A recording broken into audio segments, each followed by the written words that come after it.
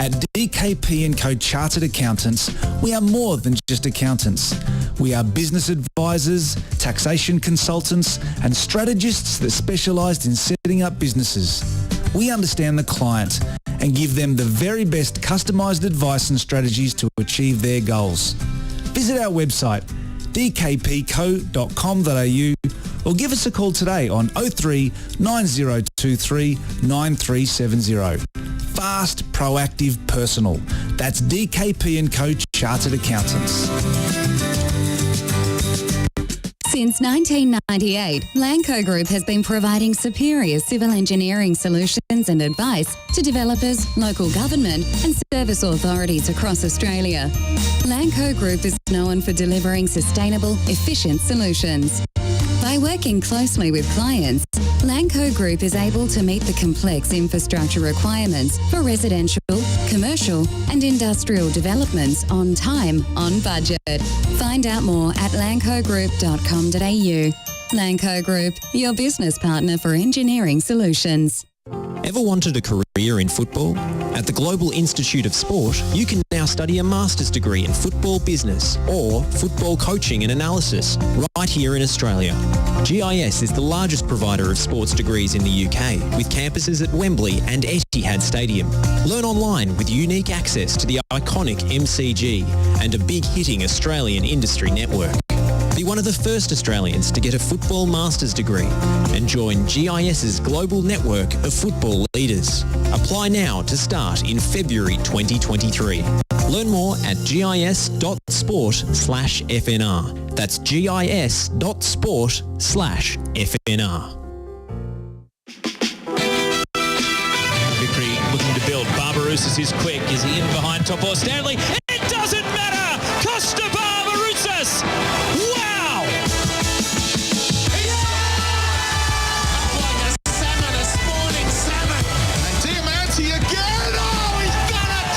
Unbelievable kick from here. Welcome back to the Oz Football Hour. Back again for another week. Unfortunately, just me today, Lachie Flanagan, in the studio on today's live show or podcast if you're listening on demand.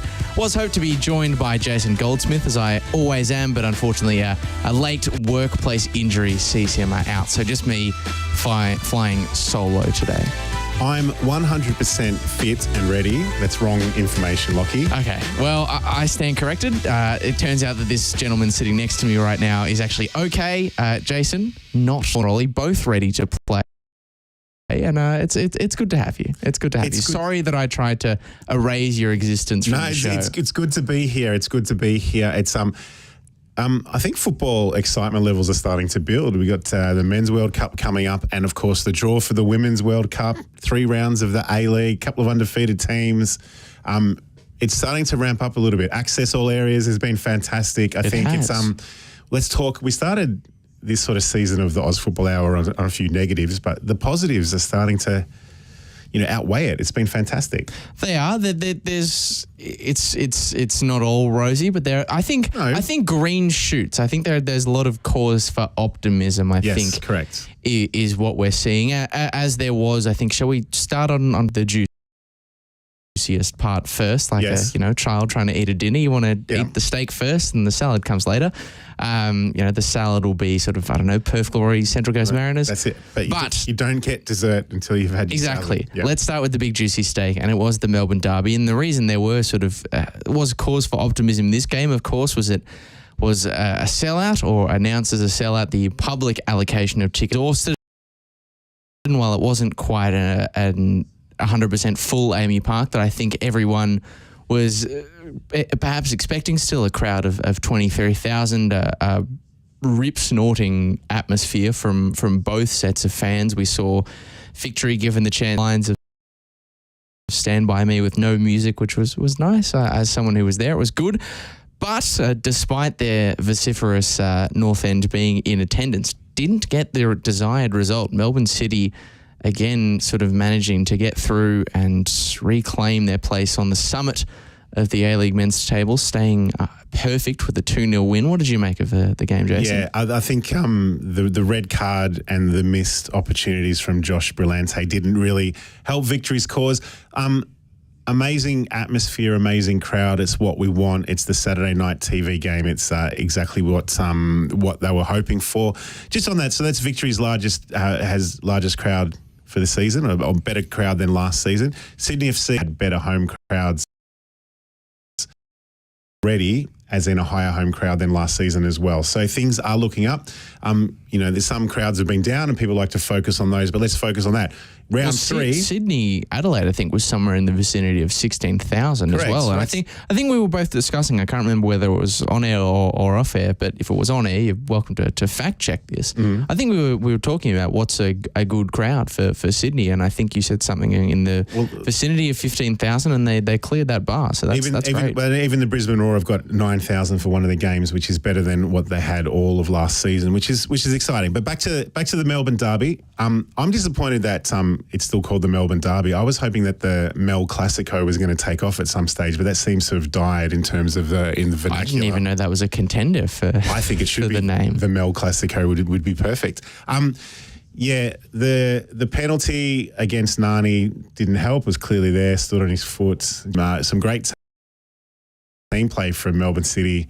To score their second. The own goal was through a set play from a corner. And then once Brillante was off and they were down to 10 men in the first half, it was always going to be a struggle. And I think City did enough to hang on. Will be interesting to see the next access all areas, because you'll have a mic'd up Paddy Kisnorbo and in the dressing rooms covering the Melbourne Derby for the episode 3 of A-League's Access All Areas. Were Victory a bit this game? Was there a bit of misfortune? I mean, it's easy to sort of focus on that 10 to 15 minute burst, which saw them cop 2 goals in the space of 3 minutes. Josh Brillante, receiving his second yellow, which effectively killed the game. But even with 10, I thought Victory had a promising time. They did create some good chances. Of course, City had a fair few opportunities in transition, but the opening 10 minutes of the game too, Victory were probably the better side. They had that great chance with Brillante, who really, if he put his header, it was a weird one because a lot of people were praising Tom Glover for the save, and it was good, but Brillante puts the header literally anywhere else, and it's 1-0. It was point blank. It was, and that clearly was the difference. I think Victory coming back into the game into the second half, I'll put it down to the crowd, because the massive support there also helps them out quite a bit, but it wasn't enough. I think City at 2-0 up and then against 10 men, they weren't going to throw that one away. Not the way that they've started. They're undefeated and really kick things off quite well for their season.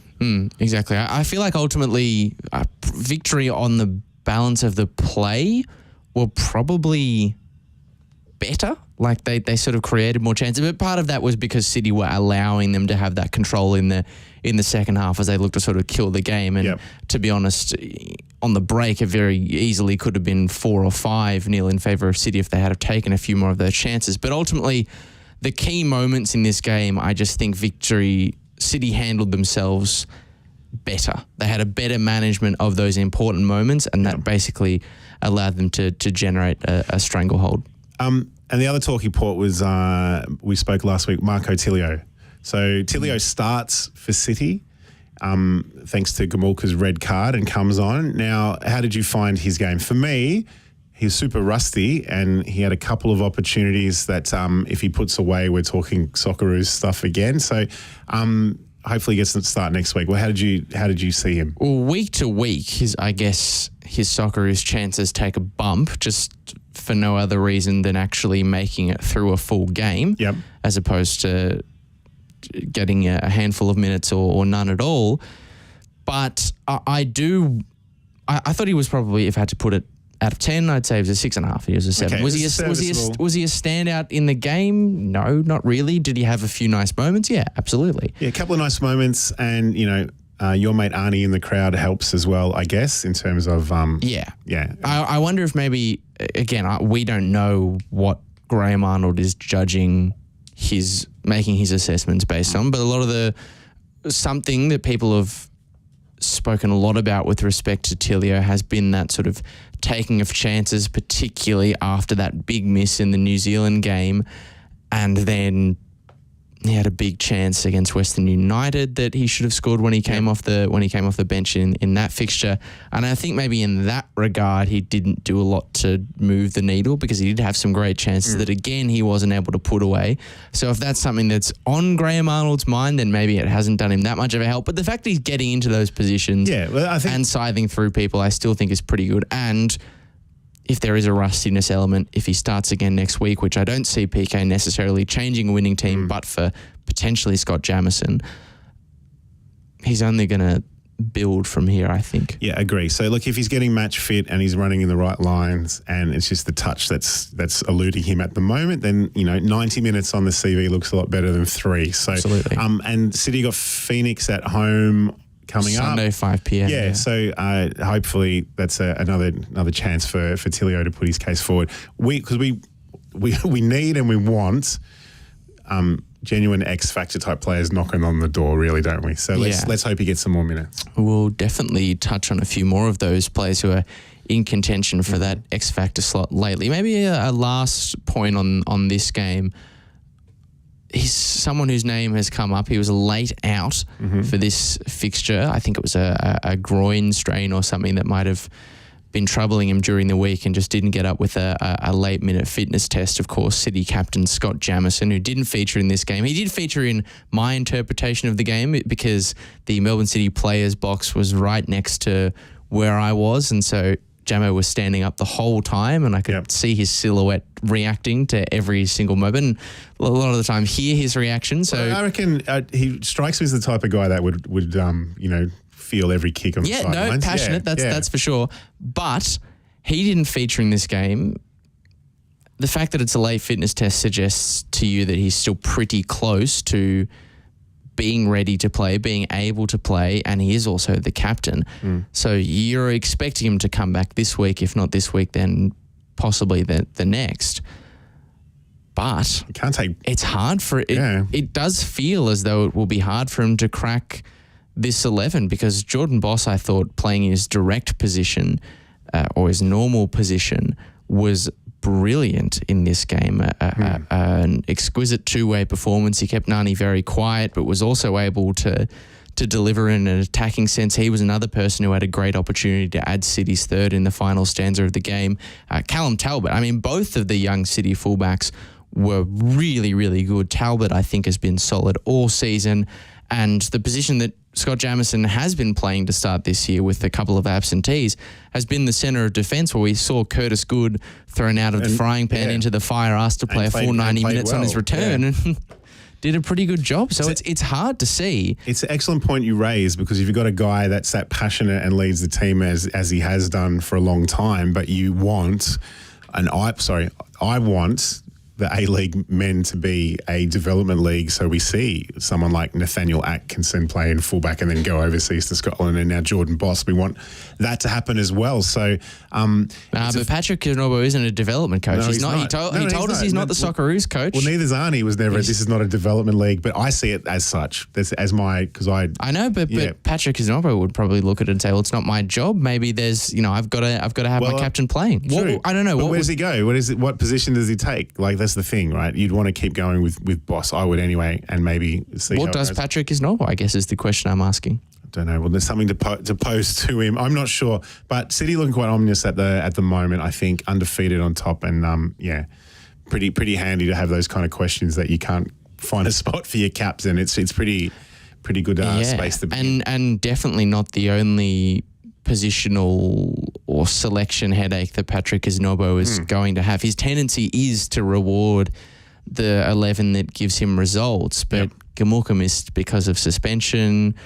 Thomas Lamb is playing really well. Nuno Reis is unavailable still to return too. Thomas Lamb Berenguer. There's Berenguer the team, right? And Thomas Lamb could still come out of that central defence and jump into midfield, and that creates a problem for a whole host of players. You lose Lachie, and and Lachie was man of the match in that sort of replacement midfield role that he played. These are look, the upshot of what we're rattling off here is these are good problems for City to have when they are a side that, even with these absentees, are perfect to open the first 3 rounds of the season and do look like the early pace setters for the premiership race. At this stage, absolutely. Although the other undefeated team we've got at the moment only played 2 games, so a smaller case is the Newcastle Jets. That is true. That is true. They played, look, we knew there was going to be goals, or we hoped there would be goals in this game. We predicted there would be goals in this game against Wellington, and often when you say that, it can act as a bit of a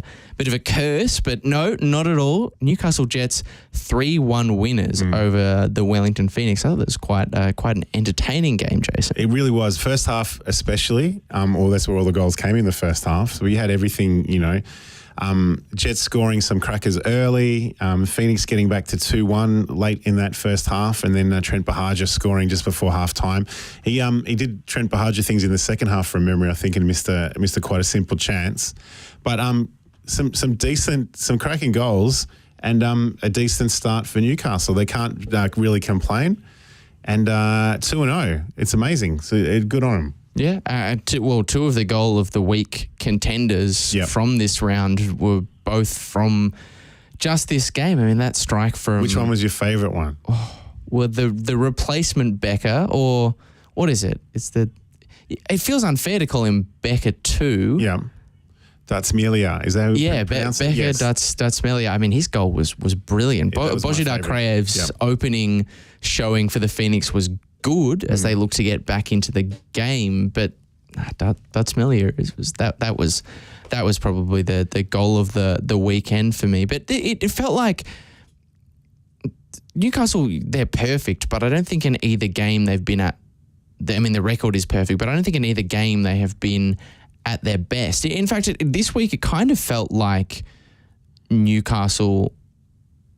This wasn't. It was a win, but it wasn't a win in the same sort of fashion that we've come to know from the Jets, being more possession based, being a bit more fluid in terms of what they like to do on the ball. It did feel like it was a bit more of a transitional game, and it obviously helps when you're sort of 3-1 up. You've got a false 9 playing with. Well, it helps when you're 3-1 up, but also you've got a false 9 playing with 2 of the fastest players in the league. Is this a shift in ideology? Is this a plan B for Arthur Papas? Is this a case of if you can't beat them playing, transition first football, you have to join them? I guess he's managing to what he's got on the park, which is what you want to see, I guess. I mean, we'll get a really good understanding this weekend. We've got the Wanderers and the Jets on Friday night, and that's second and third taking on each other in the standout game there on Friday night, make a difference. So, I think maybe Papas is just coaching to the players rather than to a system, which is what I always think should happen. But but they could have gone 4-1 up. Bahaja missed a pretty simple chance with one out with the keeper as well, which is difficult. And then the Phoenix away from home, you were hoping for something a little bit better.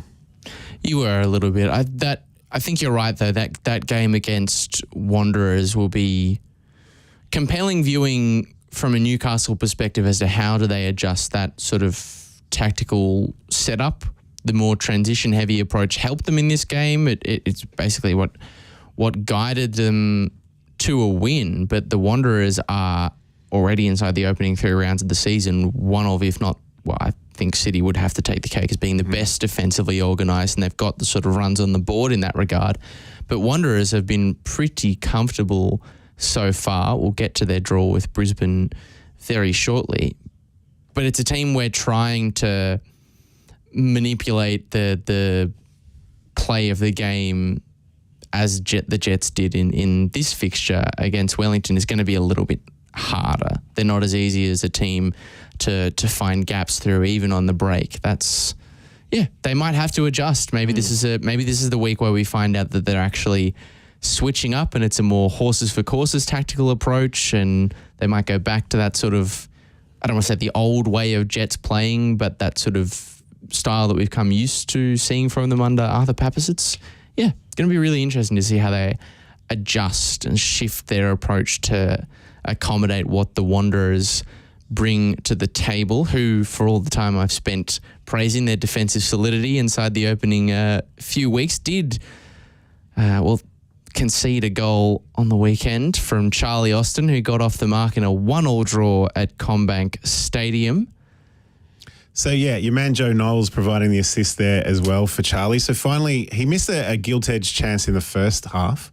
And when he had an open player and he didn't find him, I can't remember who it was from memory.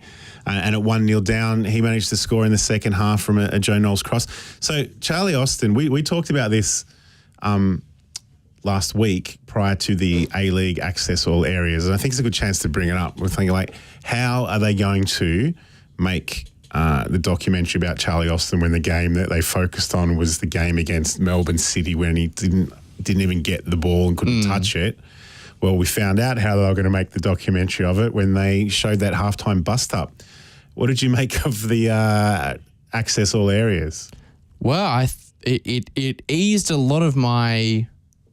Not concerns. I thought the first episode was good as well, but I as you said, I guess the concern or the curiosity was always, how do you cover a team that isn't riding high, hasn't just won the Big Blue or something like that.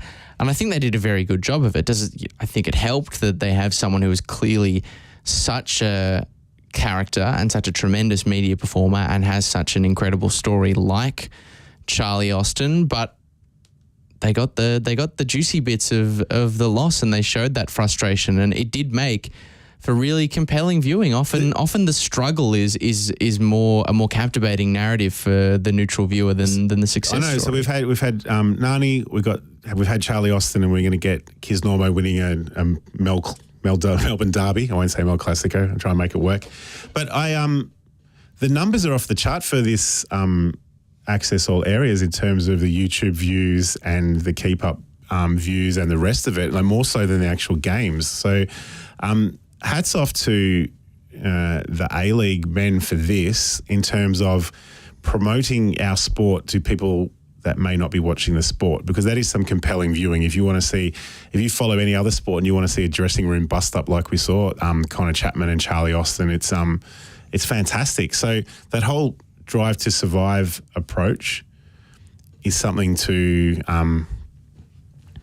it's something to be commended. And the other thing in regards to this documentary series, it's, you and I probably want, to the Euro snobs and others, why aren't you watching Australian football? There's some good stuff to offer. You can watch the NPL, you can watch the A-League men, you can watch the A-League women.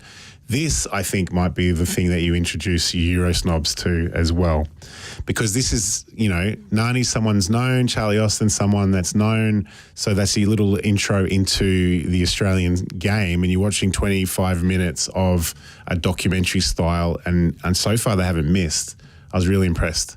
Yeah, likewise. I think they are onto a winner. It's content that is appeasing the sort of core football audience to begin with, and now with this episode at least, we've seen clips of it crack not the mainstream necessarily, but have had a sort of wider reach. I saw quite a lot of like big football accounts on Twitter and stuff. Not that that's sort of the panacea of like what we should be. We'll talk about social media when we get to what we should be shooting for.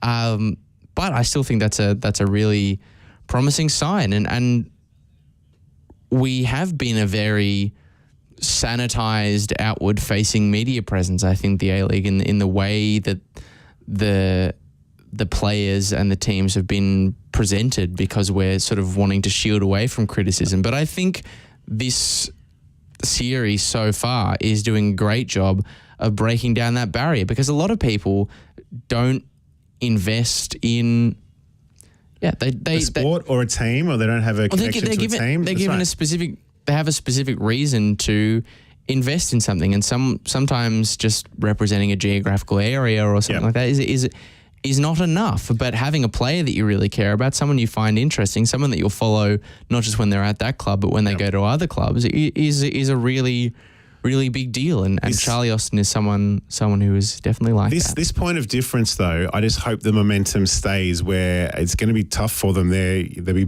madly scrambling and editing to get it all together and right for Thursday night. If they're covering a weekend's game as closing it off and having it that fresh, 4 days later. And the other thing is that as has been the case with the opening two, I'm not suggesting that the other games won't be planned, or the other episodes, won't be planned quite a ways in advance, but clearly a lot of pre-planning and pre-season filming has gone into this feature specifically, and that obviously added I really don't want to call it a narrative element, but like the story it is. You got your of Charlie Austin's family, which wasn't something I was aware about, the birth of one of their children. I had no idea that was the case, and I was welling up as I was watching it's the two biggest signings in terms of notoriety in the league. So we start with the two biggest signings. But Charlie Austin is also the clear. And again, I don't want to just be constantly shifting the goalposts on what this series needs to achieve and what it needs to do. But you do have to ask how it is packaged. Charlie Austin is probably the best media talent now. He's probably number one in the power rankings. True. So they're going. What happens when they don't have someone like that? I know. But they haven't let us down so far. No, and they'll go to a Melbourne derby, then they'll do a Sydney derby, and then they'll go do some other things. Mark my words, the way it started, other codes will copy this format. I'm sure of it. I think so. We need to keep the momentum going. I hope it was excellent. Yes.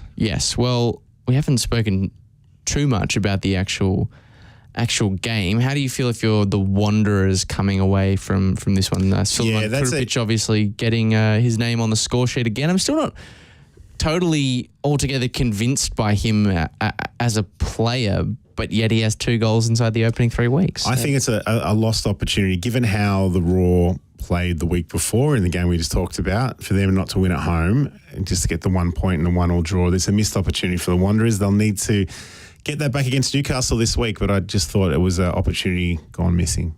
Yeah, absolutely. Well, we've been through the derby, so that takes us on to... Actually, let's go back. Shall we go back? Because there was a game that we've kind of glossed over, and maybe in truth, part of the reason we've skipped it over is because many other people did, at least crowd-wise, at least in the stands. But the actual game itself, I thought, was relatively compelling viewing, as Western United finally got their first points on the board in their title defence. A 1-1 draw with MacArthur in the pouring rain at Amy Park.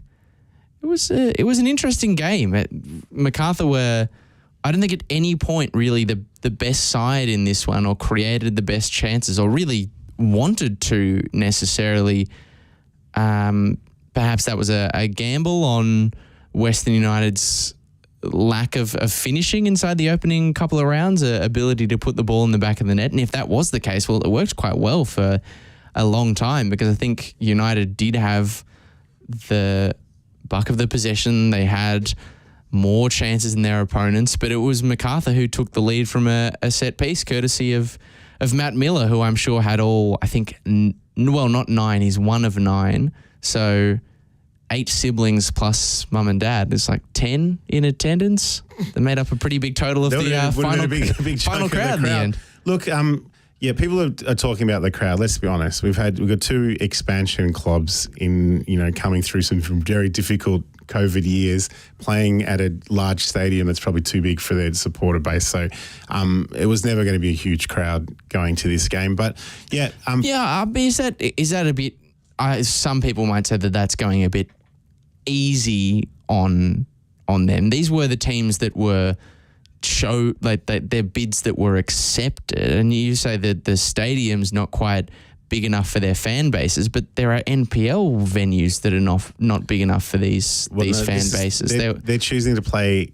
Well, they're playing their games at Amy Park, so it's going to look cavernous when they're hosting a team that has no real travel support outside of your 8 siblings, you know what I mean? So yeah. I agree, they should be choosing other venues to do it, and everyone has said that all along. Until their stadium's built, they're going to struggle to get a large following or an identity. It's just factual. You can't deny it. They're not going to get a 3,000 home crowd at Amy Park is probably what. But this is not just any. I'm choosing to focus on MacArthur or another thing altogether. But these are the two of the three pieces of silverware that we have in the men's Australian game.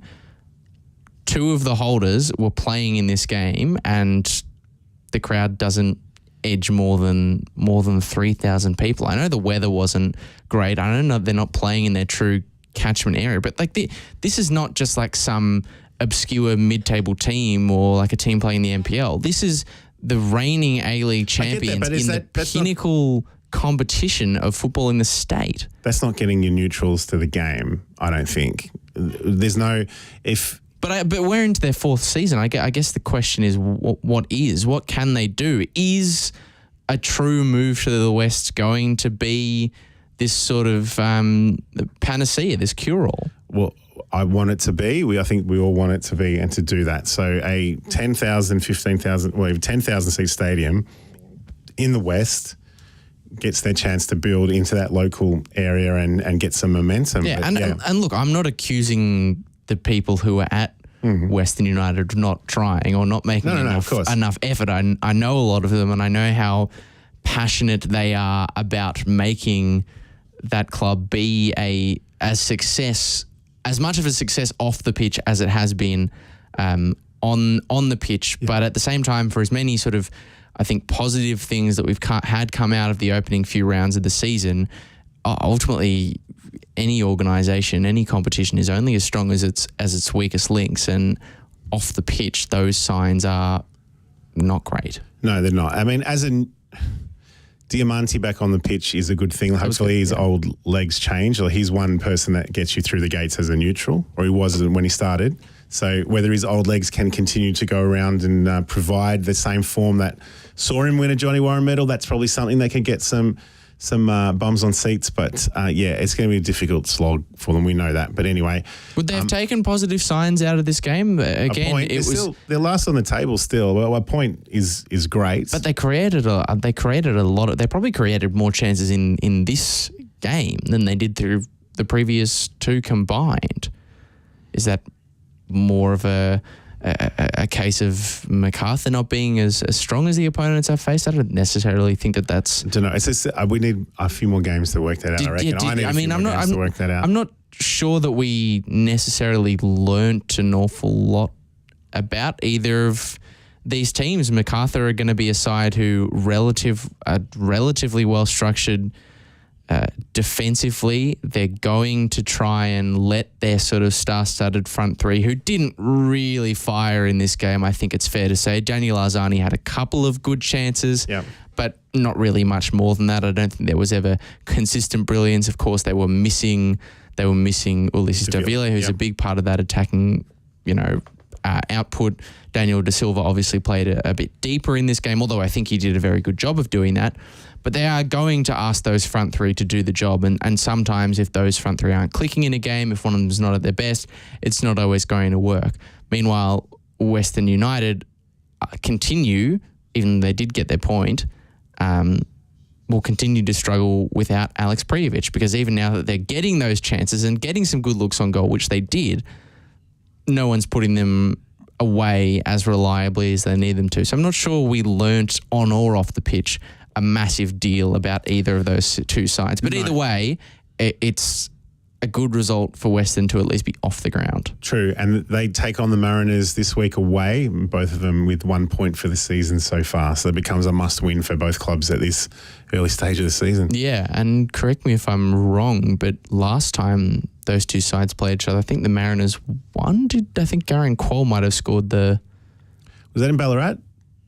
No, maybe I'm I'm misremembering. But either way, it's a game that I'm looking forward to. The Mariners, look, let's jump into them now. Mm-hmm. Garen Quall's introduction off the bench late in this game wasn't enough to steer them to a positive result, or even a point, as they went down 2-1 to Perth Glory with Aaron McInniff, former Hearts man. Got to get the cheap Hearts plug in, scoring the goal that ultimately proved decisive.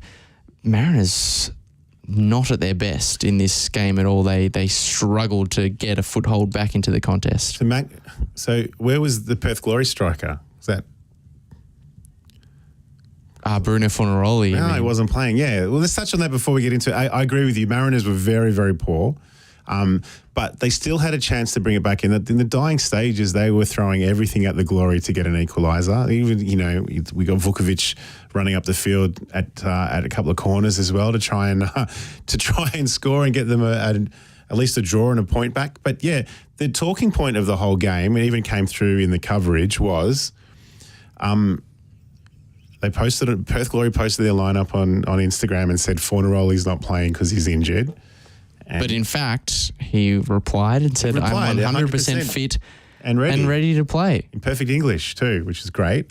So it's an interesting one. So there's something's going on out west. What have you heard? What do you think it is? What's the deal? Oh, there's been a lot of rumor and conjecture flying around as to what the true story is. There's been some rumors around contract disputes. Ruben Zadkovic tried to suggest in the post-match press conference for this game that Bruno Fornaroli might have been hacked. I'm not sure I'm necessarily buying what Ruben Zadkovic is selling on that particular occasion. And then there was also another story I saw that perhaps Fornaroli had complained or raised a concern around fitness, found out he was going to be starting in the bench and didn't respond well, and that's what led to him being dropped altogether. Now, these are just the stories that I have seen online. I'm not saying that any of them have any the other one basis in fact whatsoever. The other one I saw was potentially that if he scores goals, there's a trigger clause in his contract which gets extended, and they're not willing to part with that kind of money for an aging striker.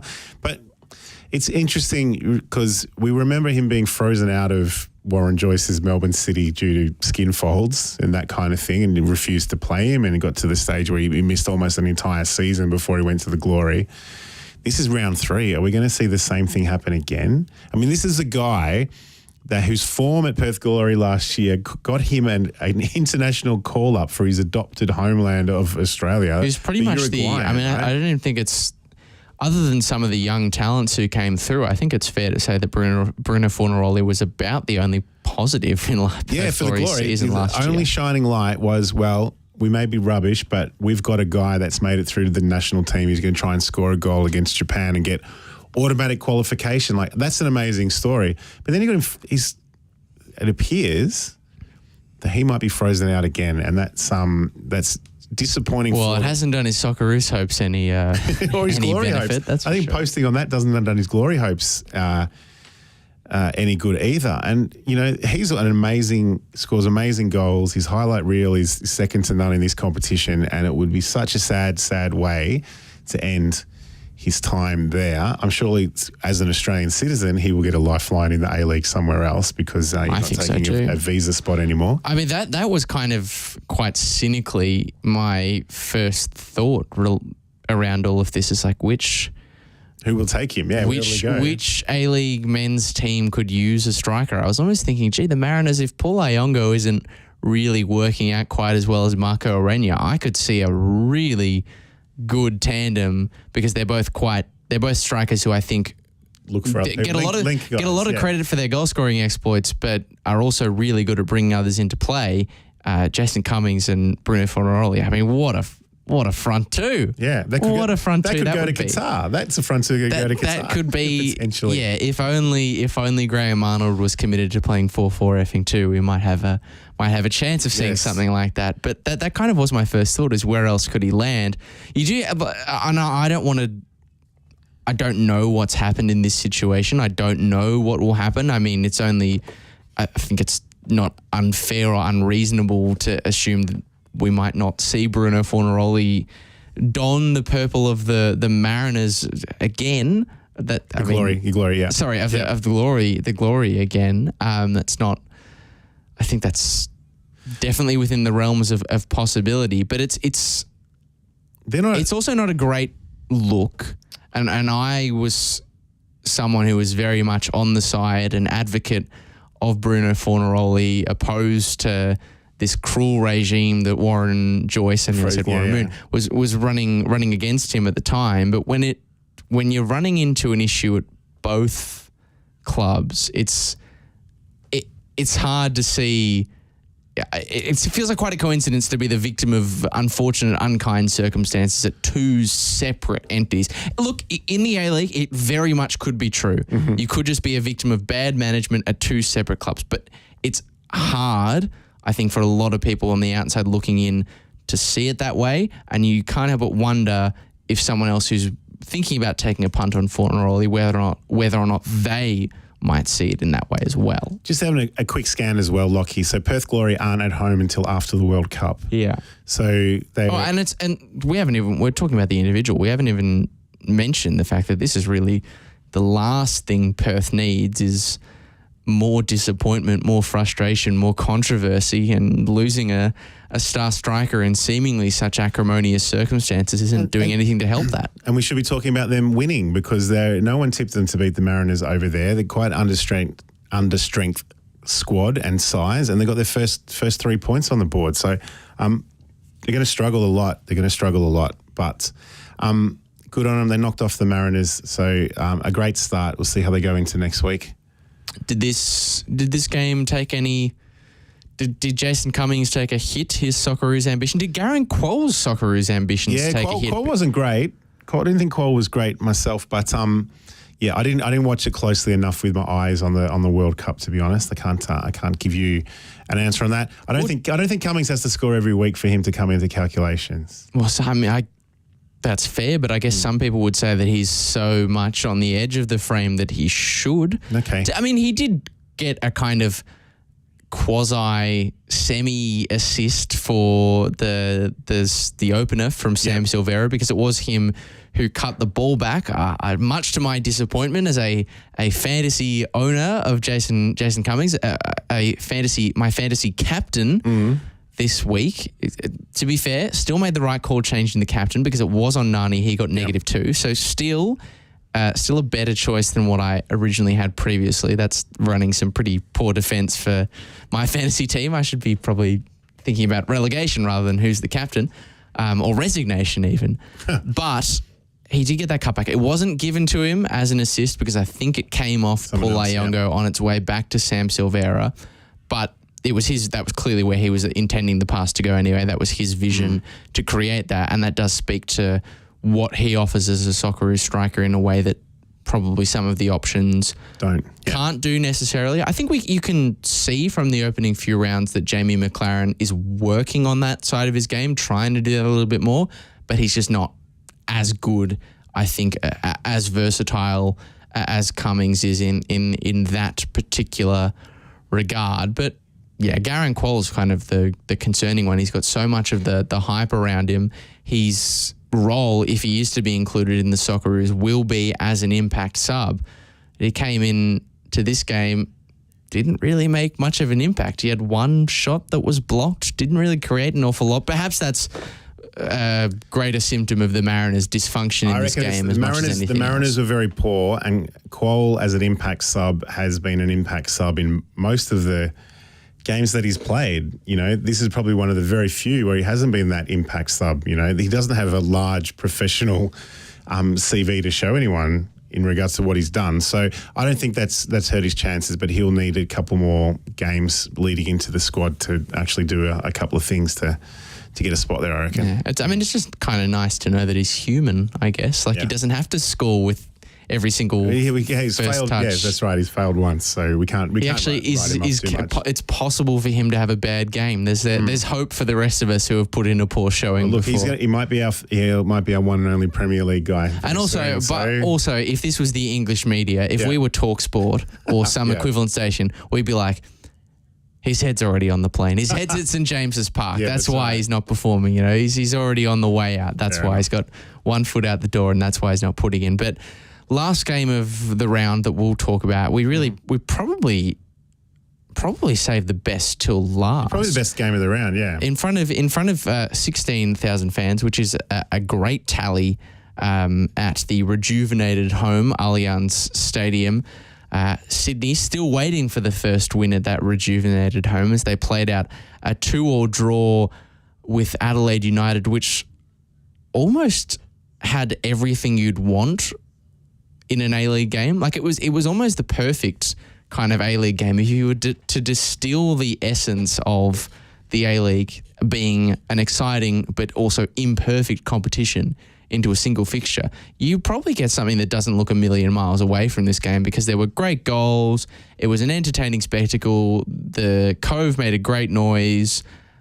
And there was also a heap of controversy as a horrendous red card. Which one of the worst red card decisions I've ever seen, which has, for those who haven't caught the mail that dropped last night, has been overturned, rescinded. So Hiroshi Ubusuki will be available to play this upcoming weekend. But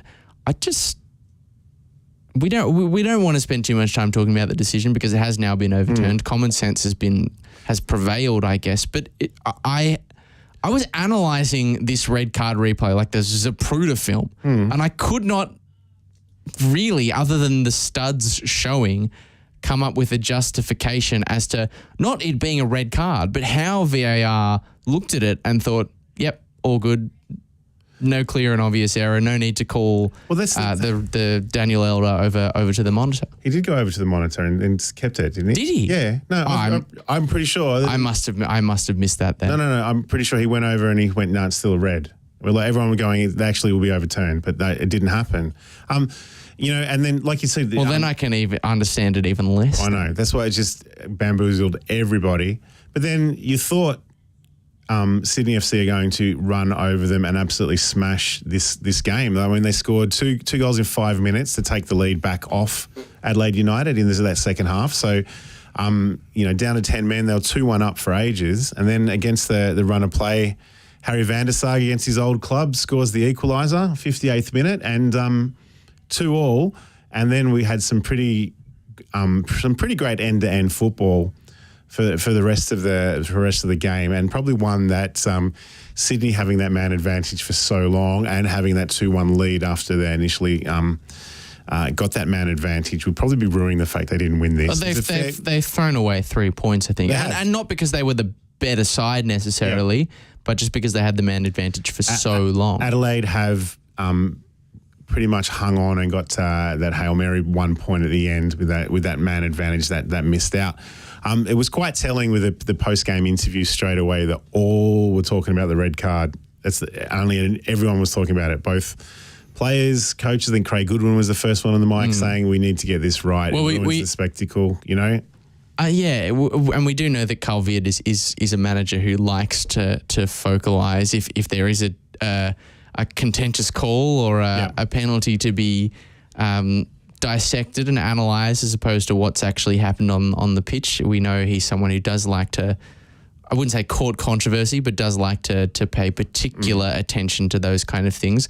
I don't have his exact quote, but he did say something like, an incident like this is not what people come to see. They don't want to see the game refereed like this. It's all true. I mean, yes and no. It's all true. Look. It turned into an exciting game. Yes, it turned into an exciting game because of those reasons. But it could have been 2-2 with 11-on-11 as well. It did get people talking though. People were paying attention to the A-League, and sometimes all publicity is good publicity. Oh, we talk about this is true. I mean, the official account of the A-Leagues. Not only did they, this is a bit of like media watch going on here. Not only did they share the decision, which I think is fair. They've done that with other red cards. There's plenty of precedent. Nothing wrong with that. Yep. But they also said it would be looked at straight away, didn't they? But they said it would be looked at. But they also quote tweeted and shared Charlie Austin's thoughts on the refereeing call. Now, I think that's very clever.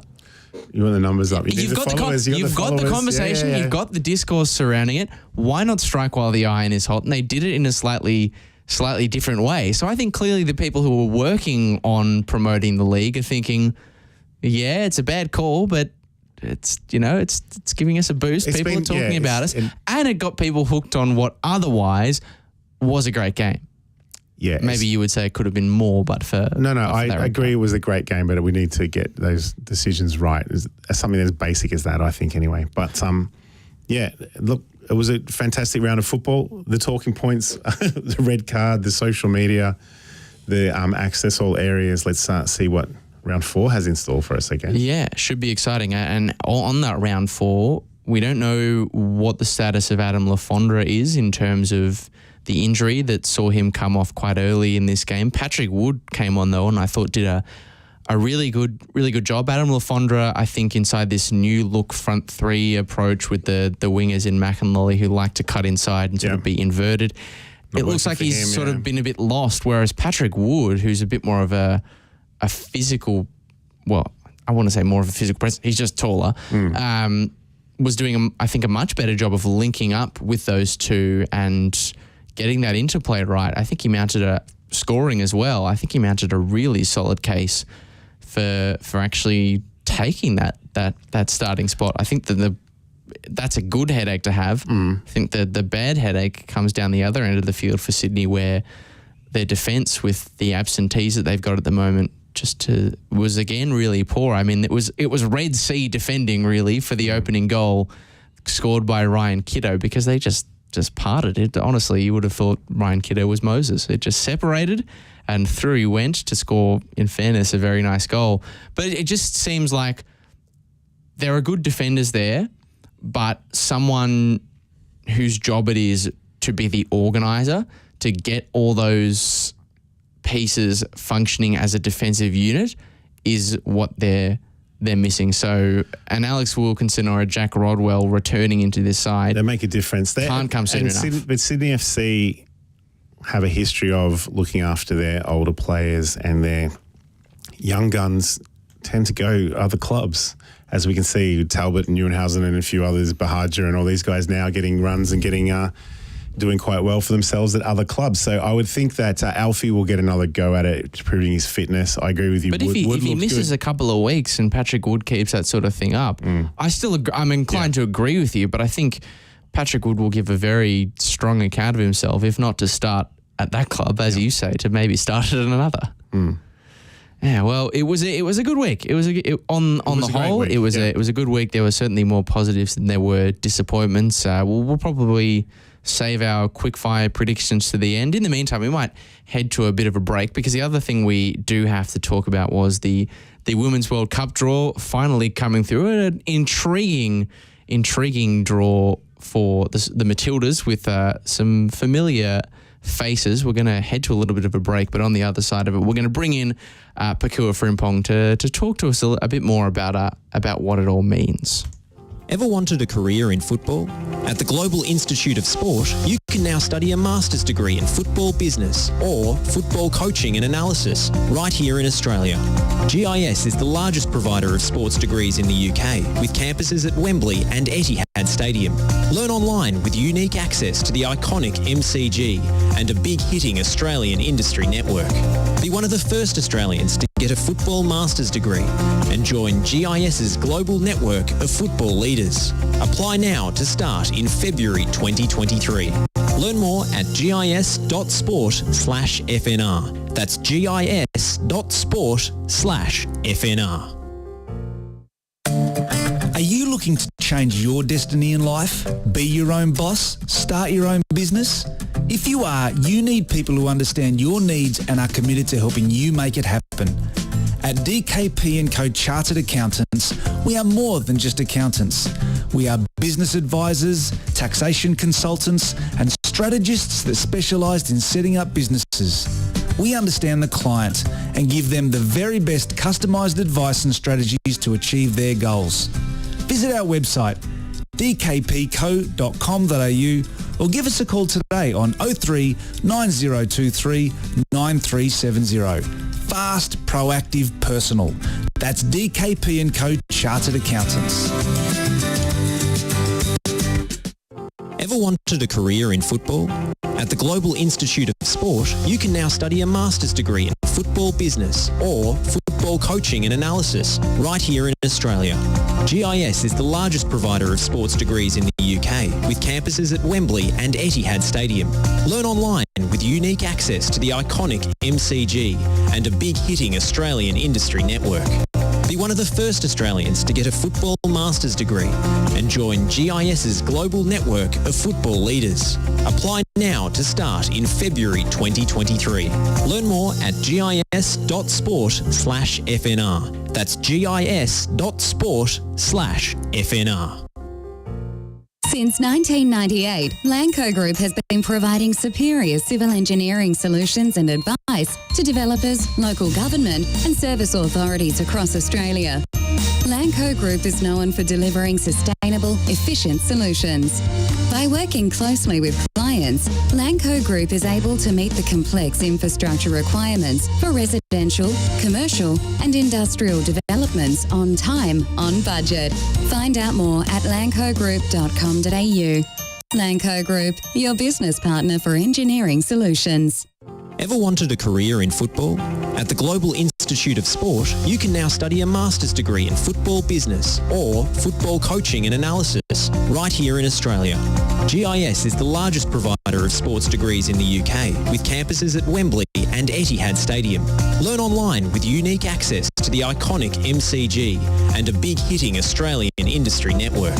Be one of the first Australians to get a football master's degree and join GIS's global network of football leaders. Apply now to start in February 2023. Learn more at gis.sport/FNR. That's gis.sport/FNR. Vickery looking to build. Barbarouses is quick. Is he in behind top or Stanley? It doesn't matter! Costa Barbarouses! Wow! Like a salmon, a spawning salmon. And Diamanti again. Oh, he's done it! Unbelievable kick from here.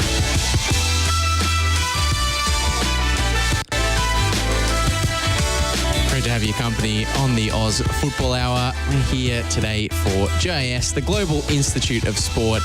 You can kickstart your career in sport with a postgraduate qualification in such courses as a Master's in Football Coaching and Analysis. Now, I didn't know this, but you can actually do this course. It's online with a couple of touch points at the MCG. You can have this whole thing done in a week. It's a week-long course. That's quick. Here I am thinking I'd love to do this course, but I'd love to get it done, but it's going to take me such a long time. I'll be here for like 8 years trying to get my master's because I'm stupid and I'll fail a lot of the units. But no, I could fail them in a week and still have time. But you wouldn't fail this particular course because they've got such great helpful staff. Exactly. So they would guide me through, and I could have a master's degree within a week. And if you're interested in that kind of thing, shortcuts, that's what we love here. Head to gis.sport/FNR to find out more. But speaking of finding out more, as the world gets set to come to our shores next year, we're going to find out more about the World Cup draw, what it all means for the Matildas. And to do that, we're joined by Pokuah Frimpong. Pokuah, great to have you back behind the microphone. While Radio Dub's in hibernation, we can still wheel you out for the important stuff. Yeah, no, I've been in hibernation. I've liked it. I've slept this particular, when the draw came out, I was awoken. Yeah, well, I had to be the one who thawed you from the carbonite hole that we kept you in. Ivan Drago is just like. It's like time to... More like Han Solo. You were just trapped in the carbonite. A bit like Jason. I had a bit of a carbonite farm going. Just two people just like frozen. But I unthawed you for a good reason, and it was to let you watch the Women's World Cup draw, which saw the Matildas placed in a group with a couple of names who were not exactly unused to in Canada and the Republic of Ireland. Nigeria were thrown in there just for a bit of fun as well. What was your initial reaction to this grouping as you saw it come through on the live feed? When we just found out we were going to be the host of the tournament, it was great to be the host of the tournament. But the downside of that is because you get put into pot A, some of the better sides probably get shift down into the second pot. We didn't get the Dutch, who I was really, really anxious about, but we did get Nigeria and the Republic of Ireland, who are really difficult teams. We've faced the Republic of Ireland not too long ago and came short in that matchup. And that being their first game, I think we really have to start strong in that tournament, because the two biggest games for Australia in the tournament are the Nigeria and Canada game, in which we don't play because they're probably the biggest hurdle for us to make the round of 16, and the Australia-Canada game at the end of it all. So if the Matildas can start strong in this tournament against the Republic of Ireland and avenge that past defeat, I think it sets them up for a good path. But if they don't do well in that game, they might be in for a very tricky group stage. I think head-to-head with Canada, it's quite even historically, although but they've got recent form, better recently. They've got recent form. They're a lot better with the gold medals.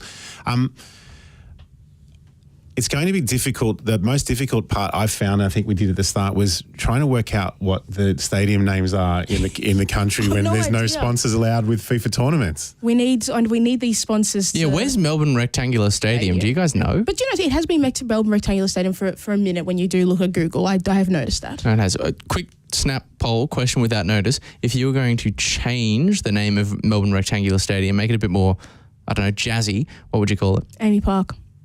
Okay, it's non-commercial. We're not allowed. But imagine you're working for the ABC and you're trying to name this particular stadium. What would you call it? I'm out on this one, Jason. I'm not creative.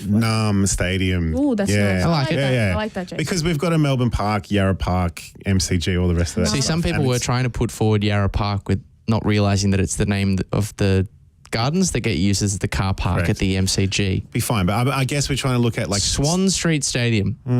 No, I like that one. There Jason. we go. Nice. We'll work with that one. Olympic Boulevard Arena. Jason, let's stop. Anyway, that's the topic. So we're talking off air about Nigeria being quite the danger game. So we not much is known from the layman about Nigerian women's soccer. Tell me about them and what danger that game faces, being played at the Brisbane Rectangular Stadium. Nigeria, really strong. It's really strong side, quite physical. Name escapes me currently. I will get it up on my phone. But one of the best African women's player of the year comes from Nigeria, plays for Barcelona. They haven't had a good run as of late. In the AFCON, they struggled to get out of the group and they failed to progress because they lost to Morocco, who were the eventual finalists, who lost to South Africa. But in a one-off kind of situation where it's kind of a really high pressurized situation, they've got a long run to fix a lot of their issues. I think Nigeria are probably the toughest opponent because they've got the most quality players, I would say. The Republic of Ireland, really difficult side also.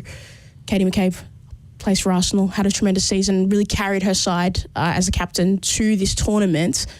But that Nigeria side, I just don't think they match up well with the Matildas. That's my biggest concern, is quite a fast team that is quite physical. We've seen when the Matildas have played sides like that, they've really struggled, especially defensively, and that is my concern, that we'll score a lot of goals because we're good at that. But the defensive side of when we lose the ball, that's the big concern for me. So the Irish game is the one that kicks off the tournament in Australia, and already tickets are on sale from today if anyone's interested as well. The first lot of tickets, extremely reasonably priced, the Women's World Cup, and it's in our own backyard. I implore everyone to go out and buy tickets. That's going to have quite the Irish contingent being played in Sydney as well.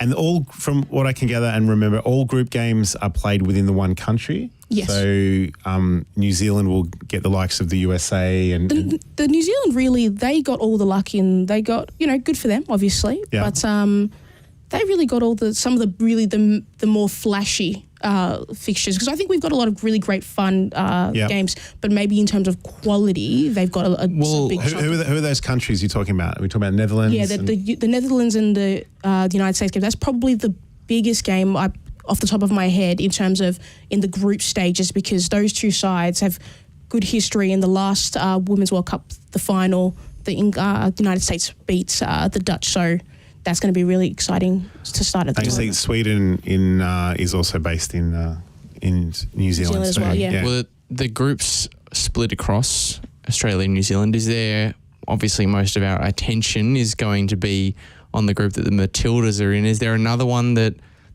tickles your fancy, Pokuah? Is there another one that you'll be particularly paying attention to?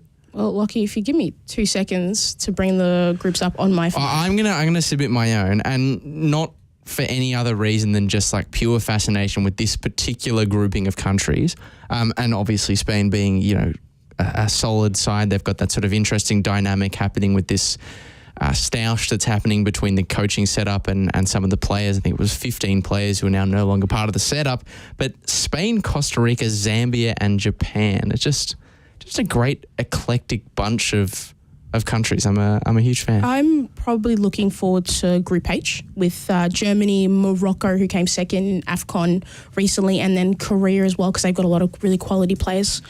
Group H is probably exciting. It might not, for the average fan, it might not be a real showstopper when you look at those sides in there, but I think it'd be a fun group. And in terms of ticket sales, if you're going on the FIFA site in terms of low availability, the games at Hydemarsh Stadium in Adelaide, China and England, all low availability already, and I think that Brazil might be playing there as well.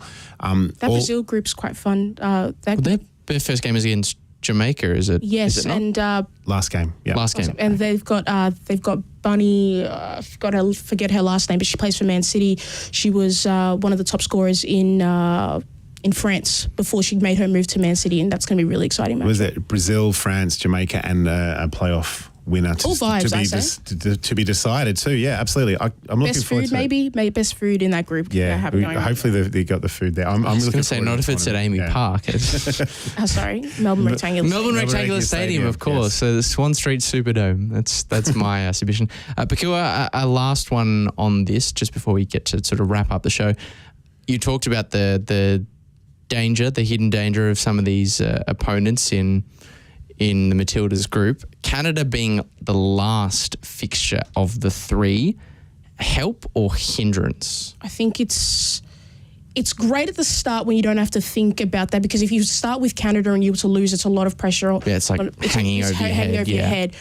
But it's not a hindrance so long as the Matildas win that first game, because if they beat the Republic of Ireland, I think they can get a result against Nigeria. And then final game, then it's nice little handshake. Against Canada. Is it imperative that Australia top the group? Will they be okay second? I think second place leaves them to the possibility of England. I think is that right? Matildas need to put their best. They need to have their greatest form they've had in a long while, because to face England in the round of 16 is almost a death sentence. Not because. What do you mean? We can invoke the spirit of the Olympics. That was a lot, and us as all fans watching that game, it was a lot of luck, because if we look at the XG post that match, it was pure Aussie spirit. Come on, absolutely. But Aussie didn't sure. But the Matildas really need to start the tournament really strong, and if they can finish top of that group, they can avoid some of that hectic schedule that would force them if they would finish second in that group. Canada actually come back from Perth. They play in Melbourne, then in Perth, and then back in Melbourne. Different time zones, ridiculous. Different time zones, and hopefully they lose their luggage. If the way the flights are going at the moment, we might be in a bit of luck and cause a little bit of chaos. I think if the Matildas can put a performance like they did in that second Canada matchup, because I think the first game with Canada definitely should have scored a lot more goals, but in the second game we faced them, they were a lot more competitive. So if we can see that sort of performance from them, they have a greater chance of beating Canada in that last game. It's so exciting. No, I'm excited. Jason, how many games are you going to? I've booked all of the Melbourne games, the group games. Didn't you say something about having a Melbourne pass? I didn't even know that exists. So there's 4 games in Melbourne, which I'll go to. There's 2 round of 16 games in Melbourne, which I'll also go to. And Jason, you're that. No wonder all the games have low availability. It's because Jason Goldsmith has hoovered up all the tickets. Yeah, the family tickets. Group games are $20 for an adult Category C in Melbourne Rectangular Stadium, and kids for $10. Seriously, it doesn't make any sense to me. Go along, buy tickets, everybody. It's going to be a great tournament. Let's show everyone what great hosts we are and feel the stands. A big show out between the Nigeria-Australia match, but not even just the Matildas games, but all the rest of these games, because I understand that a lot of people are just getting into women's football, and the Matildas are the gold standard, and the English obviously, but some of these other smaller games in people's minds are going to be a lot of fun, and they've got a lot of quality players who women's football has moved a lot since the last World Cup. So some people are always afraid, the quality's not as great, but the quality has got so much better in such a short period of time. It's going to be a really exciting tournament. Well, thank you, Pokuah, for helping us to build the hype, or continue to build the hype for what is probably the the biggest sporting event that we've seen in the country, something like Commonwealth Games 2006. Nah. The Olympics doesn't mean as much to me as a football consumer. Are you game, Pokuah, to stick around with us? We do some quick fire. I'm talking name a team predictions for the A-League men's. I'll do the timing like I did on the window because Lachie takes a long time. Jason, you just have to say a team. I've got to go home for dinner. Yeah, exactly. He's got 10 minutes kids. over. Let's go. Okay, well that should make the quick fire of this all even easier. It starts on Friday night. Western Sydney Wanderers against the Newcastle Jets. Wanderers.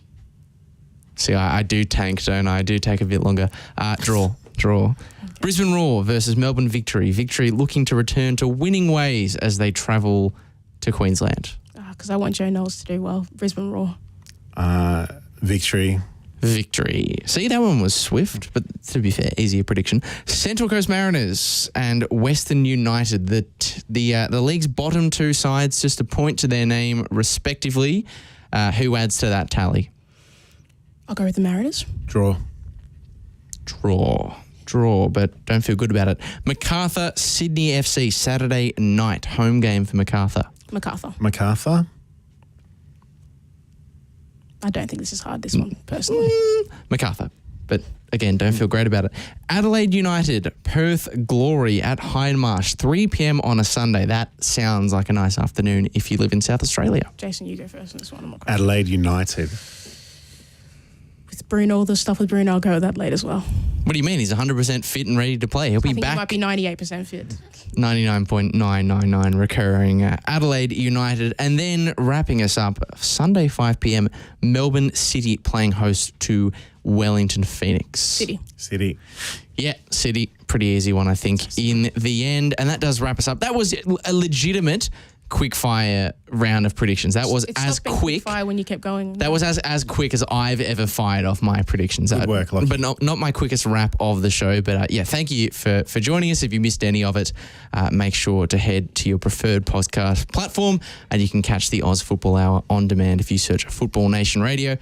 But until then, Jason, I'll let you get to your dinner. Pokuah, I'll let you get to whatever it is you do after the show, and we'll see you all next week. Victory looking to build. Barbarouses is quick. Is he in behind Topo Stanley? It doesn't matter! Costa Barbarouses